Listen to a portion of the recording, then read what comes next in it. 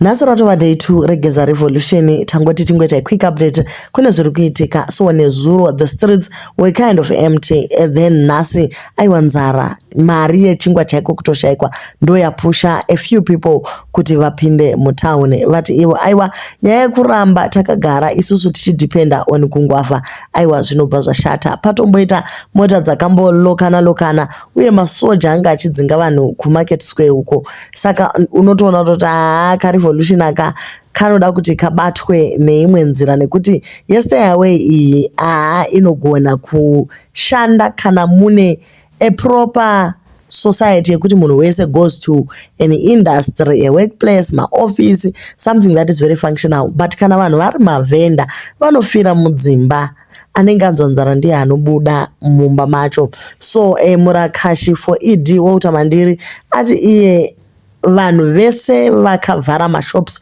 they need to be prosecuted. Vanhu varova kumabasa vanofanira kudzingwa mabasa. Since unemployment yakakura kudai vazhinji vanhu vasina mabasa wese arova ngaadzingwe nekuti zviri kuratidza kuti muri kuteerera geza instead of the president. Asi vazhinji vari kuti aiwa kuvhara kwataita mashops kana kusaenda kubasa kwakuri kutotya crossfire. Number 1. Number 2, transport systems hadzisi kuoperate. Hakuna makombi acho ari kuenda kutown. Vamwewo ndo vari kuti guys isusu hatidi kupindira panyaya dzanageza idzi. Vati ivo we can't be seen fighting Mnangagwa for another ZANU-PF monster. Munosungirwa mahara. Better plan something. Siyanai vanhu veZANU-PF varovane vega. Geza is part of that corrupt regime.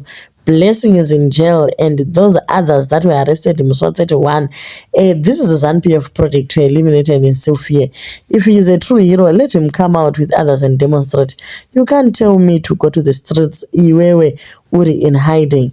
The problem I saw with Nguruve kana mbudzi haioni kuti painogara mudanga mayo makaora. People in Harare are so used to seeing filth and potholes that their minds have been conditioned to see nothing wrong. Chitaun chakaora manichi, it shouts poverty and disorder chaiyo. All these people in town, they want life to remain as it is. They don't want it to change for better. Potholes nezvimwe zvakadaro. Where is Chigananda Jacob Mafume? Muri kumusiya wani. Tatoneta one cat and mouse game yenyu. It is boring. Itai zvinopera guys, tite move on. Nekuti chero tikaramba tiri mudzimba vana vedu ndivo vanofa nenzara. So these are some of the opinions dziri kubva muvanhu kuti yes, this is a revolution. Asingatiti kavara zvikurumidzewo zvapera. Ngative ine plan kuti day 1 tichaita chakati, day 2 mukomana woitwa impeach, day 3 toita chakadai.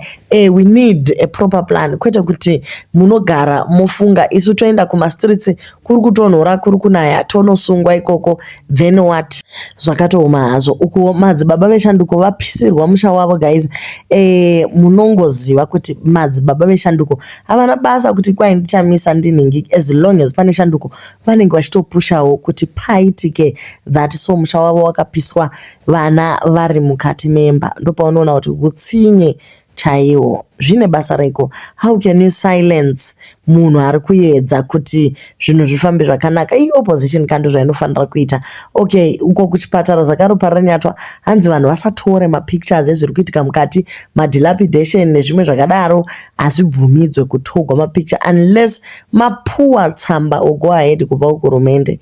Guys, how do we then expose the dead, the filth, the suffering of the people kana vanhu vachirambidzwa kutora mapicture? Ameno guys, hanzi tichaendeswa kumajeri. Teresa mwana weZimbabwe tiri kuti takaona uchitedzera mashopu akavharwa vanhu mutadzenda kumabasa. Ichi means muri kupikisana na president. Ano right yekutaura izvozvo muno muZimbabwe ndi president kwete anageza. Saka takazongokubata chete waita style yekuvhara shopu. Tiri kutora license. Tiri kuti iwe uzongokubata chete waibata wabvisa bhazi rako paroad uri kupikisana na president.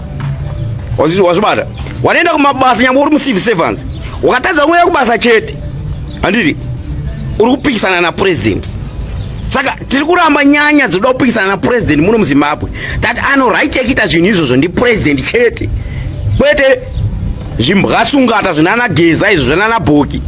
motedzera na Geza muti hanzi mimi stay away is not on a present makabva ku holiday mai manje moda kuwedzera ke extend mazuwa holiday amuna kiipuwa ye independence makaipuwa handiti saka imi mano holiday yenyu na Geza handiti zvamunawedza kutudza saka make sure kuti munhu ngaende kubasa kumwe kushaya kubasa munhu iye ngaende ku hearing basa ngaripera wenda haubvunzwe futi wakamzinga basa haubvunzwe dzinga munhu iye kana asina kuya kubasa munhu ngaende kubasa